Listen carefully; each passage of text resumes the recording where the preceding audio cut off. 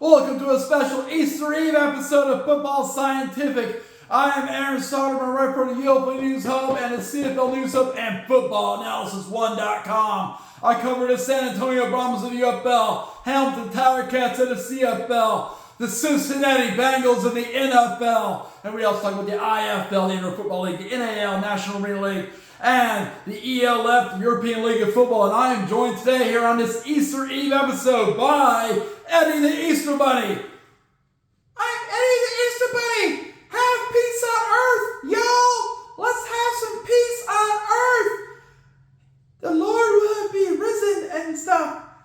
So do it, enjoy your Easter. Please remember why this holiday is important.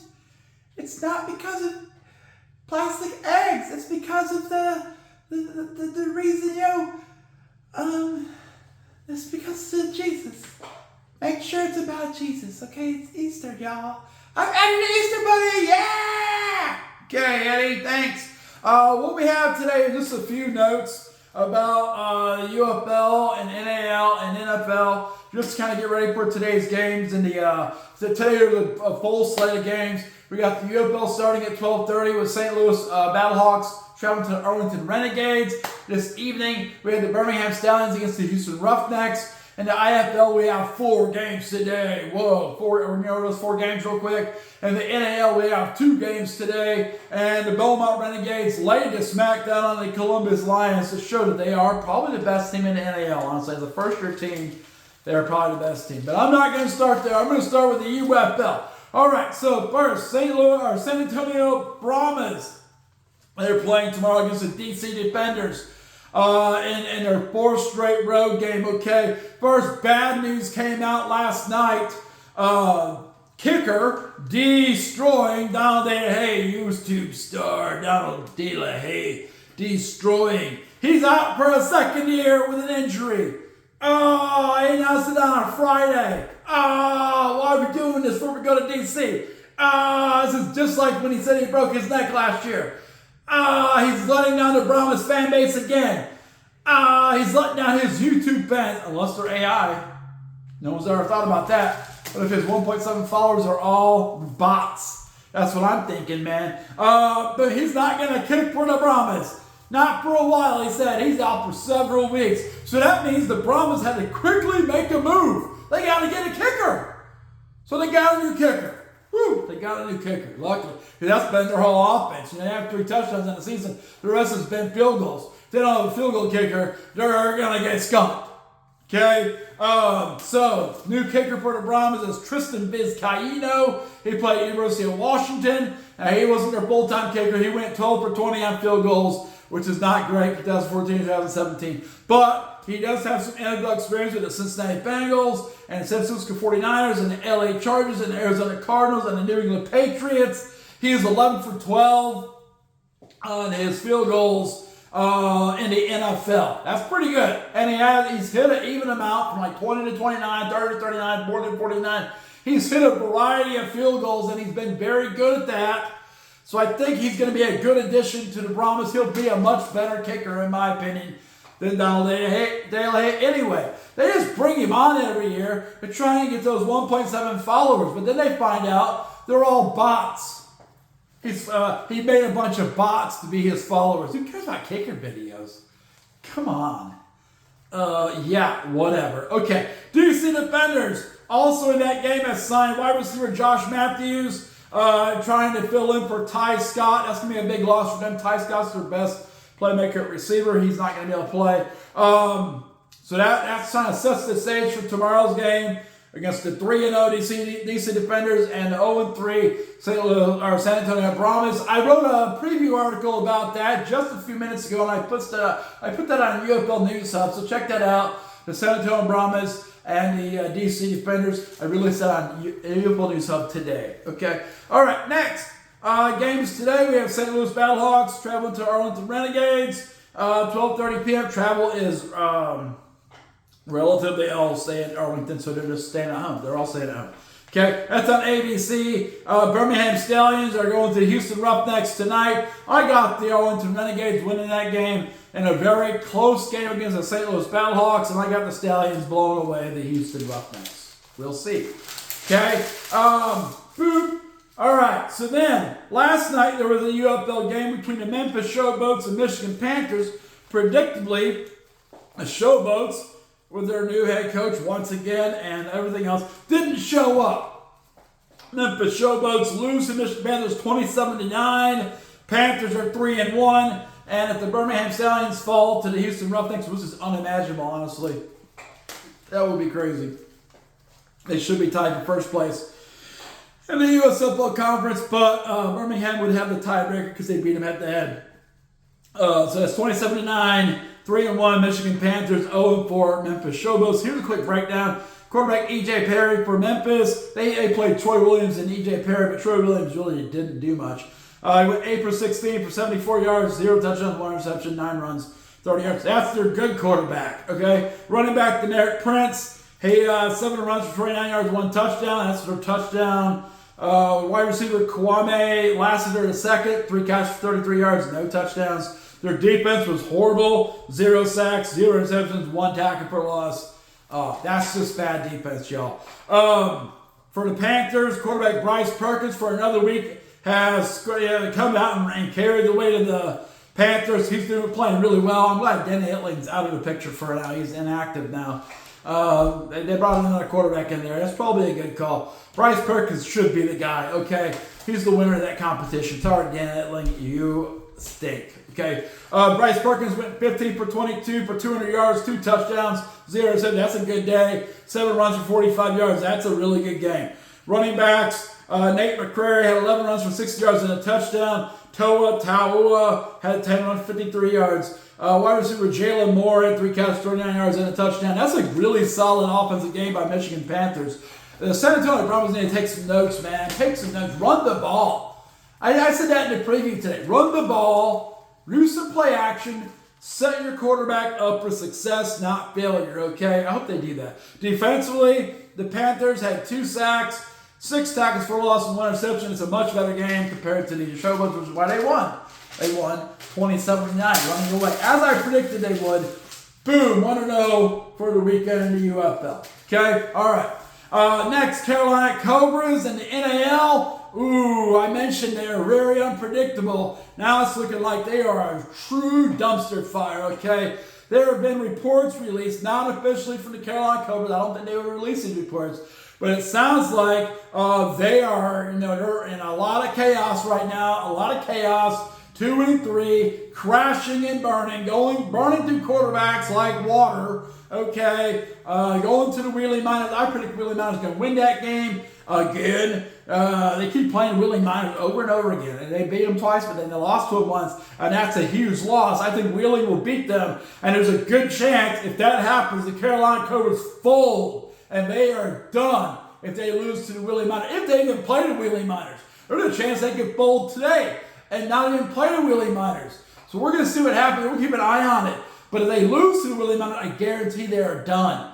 Done. Not only are they not going to make the playoffs, they are finished as an organization. Over. Now, if you watch their games, no one comes to the game, so who cares? No one's even going to know. If a tree falls in the forest and no one's there, it doesn't make a noise. Technically, it makes a vibration in the air if you talk about the physics of it. But no one's going to even know they're not even existing anymore, I don't believe. That's sad. That's sad for the Carolina Cobras. And it's sad for my record because I kept picking them because I thought they were going to be good. But it turns out they're a dumpster fire.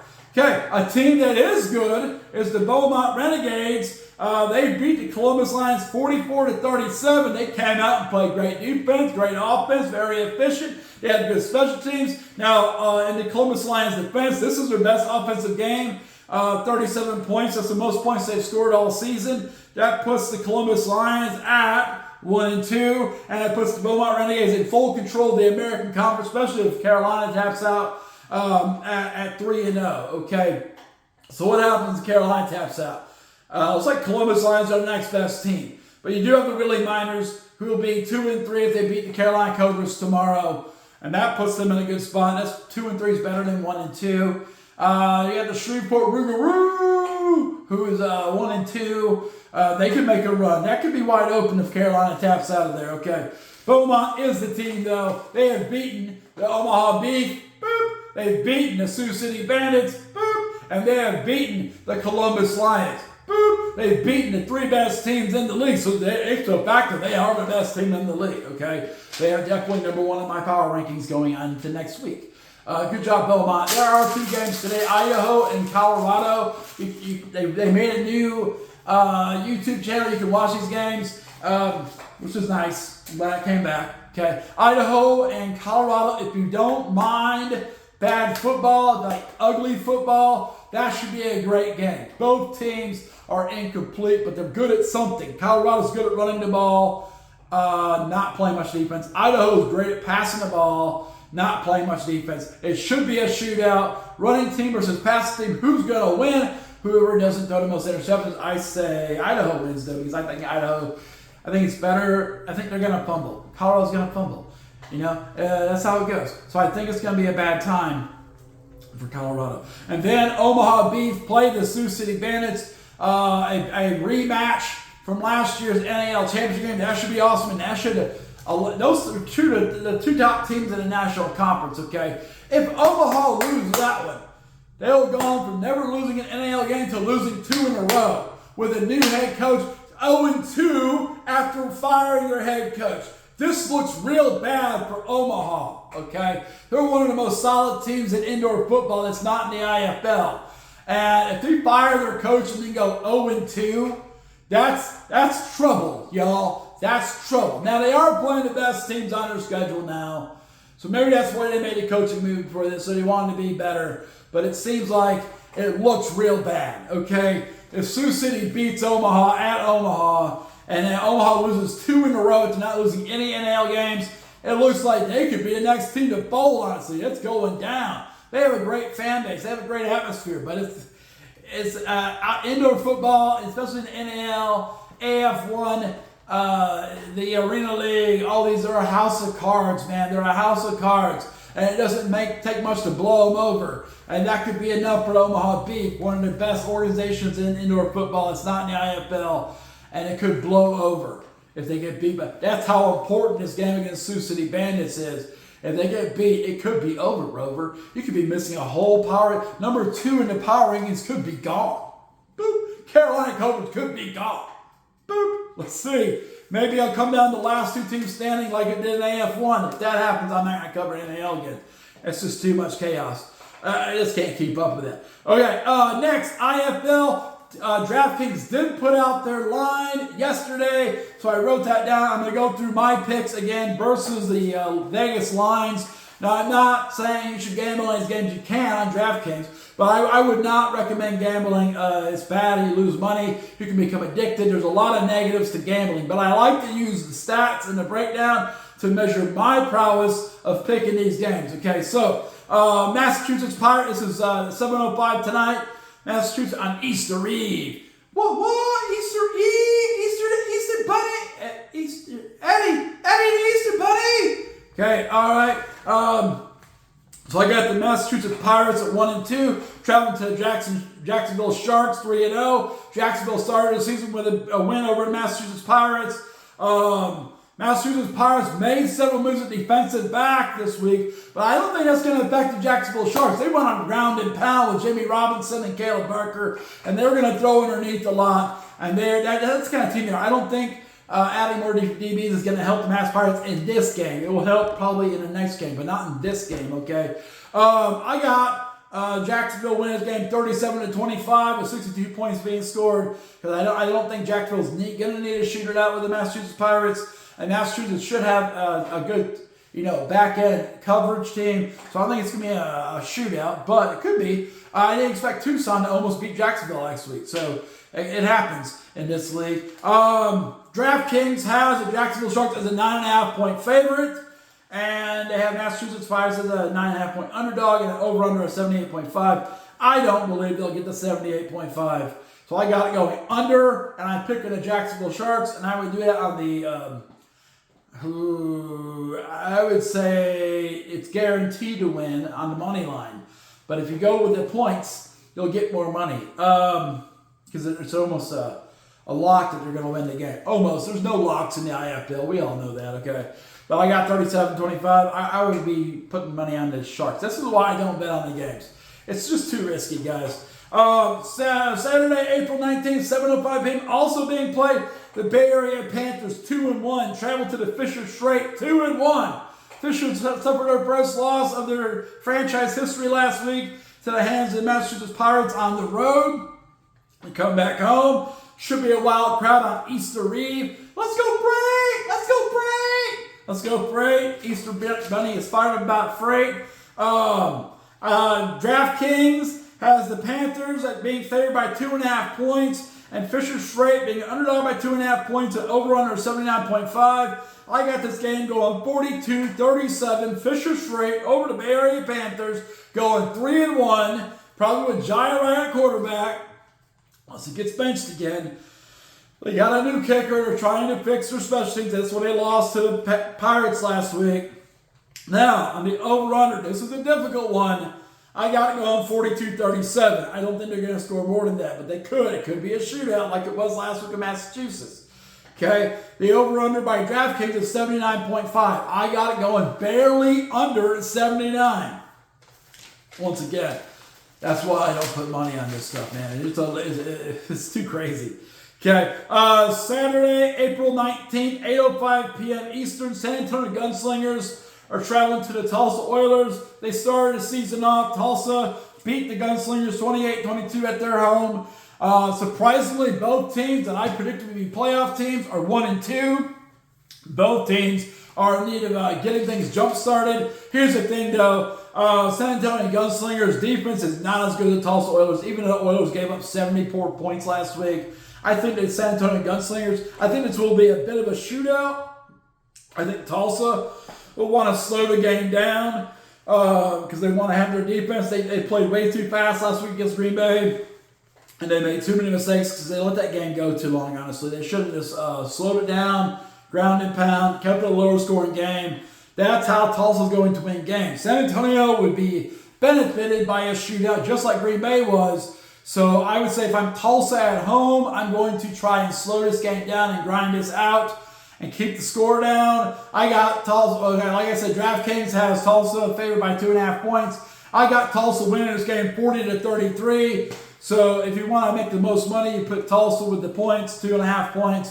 Of course, the money line would probably be the easiest way to go. Also, they have an over-under at 81.5. I say it's not. I say it's 73. Now, this game could blow up. Both these teams have the potential to explode and make this over 100 points like last week's game with Green Bay.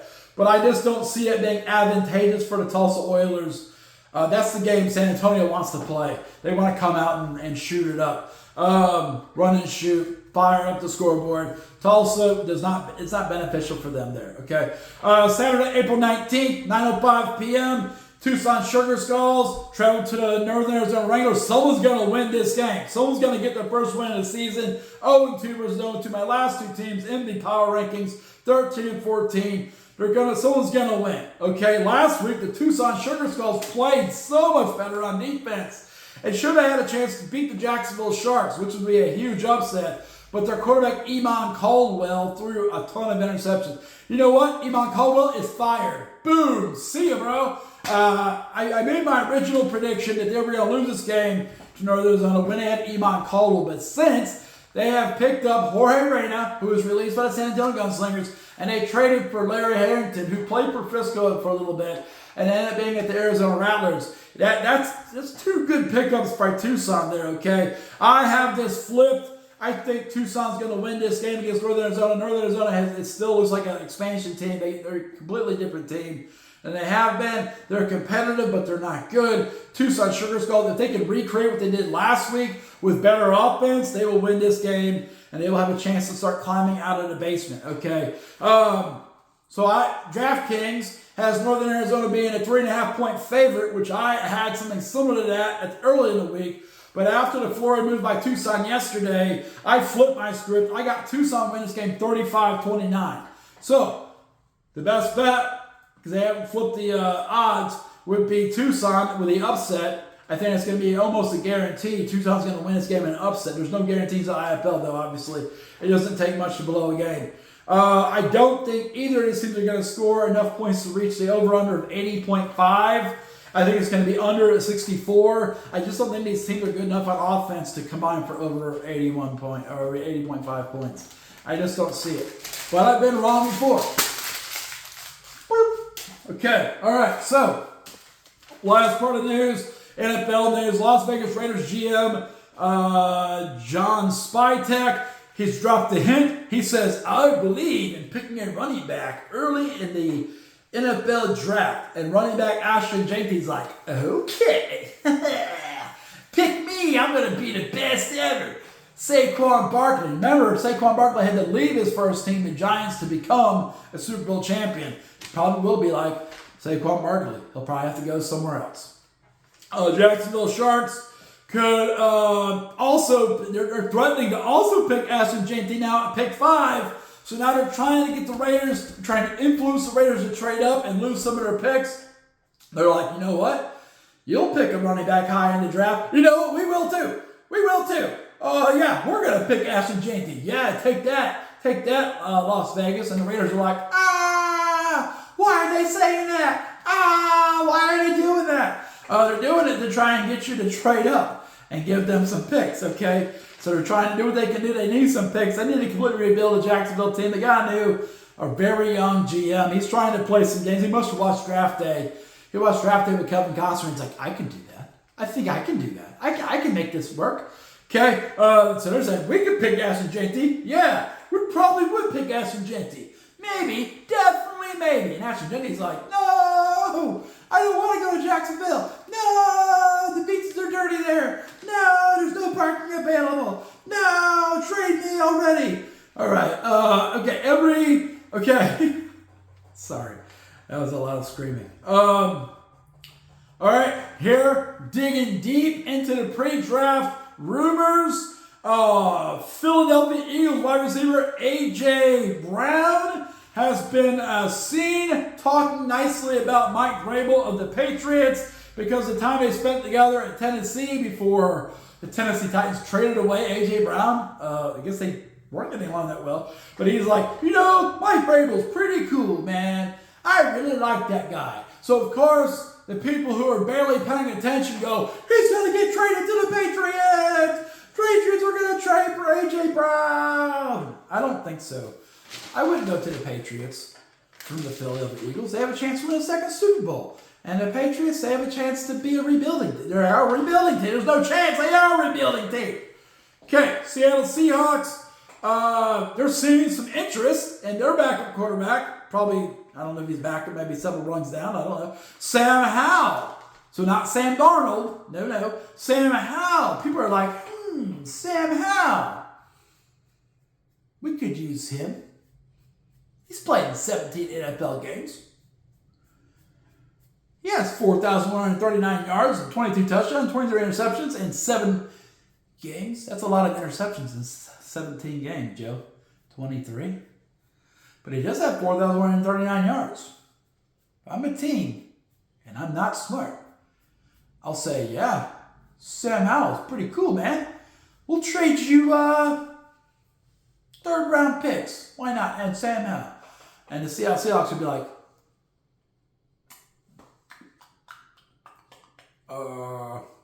sure. Well, it's not our starting quarterback. That's Sam Darnold. Did you forget that? And they're like, no, we didn't forget that. Can we have Sam Howell? And the Seahawks would be like, yeah. All right, I don't know why the Seattle Seahawks talk like that. That's weird. Why are they talking like that? They're like, I don't know. They're like people from the hills. No offense, live in Tennessee. No hills, people. No hills jokes, y'all. I want to make sure I make it out to the next week. So that's the rundown for today. Hope you enjoyed our Easter Eve episode. Easter Eve! Easter Bunny's in the house! Eddie the Easter Bunny, remember why this holiday is important now. Okay? Jesus. That's why. Believe it. It's not about Easter baskets, kids. It's not about what you get. It's about the meaning of the holiday. Really respect it. Respect your parents. Have a great time. Do the right thing. All right, thanks, Eddie. Boom, if you want to read about UFL stuff, including my preview of the San Antonio Brahmas DC Defenders game, check out UFL News Hub, okay? And then CFL News Hub, I got some Hamilton Tigers articles there. Most of my articles are the ones that are on there. People are, maybe the Canadians are mad, about the tariff thing. I don't know. So it's hard to say what's happening there, but I got some articles on there, Hamilton Tiger Cats, boop, boop. And then footballanalysis1.com, I went through and wrote an article about Al Golden's defense with the Cincinnati Bengals. I'll be putting some more things on it early next week too, in advance for the draft. Kind of showing behind the curtain where the Bengals should be going with some things. We're going to see what that looks like, okay? So that's the plan there. Footballanalysis1.com, check it out. And then finally, if you like the channel, subscribe. Looking for subscribers. Let's blow this thing up. Let's maximize our subscribers. If we get to 100, I'll start adding some special effects and thumbnails and stuff, I think.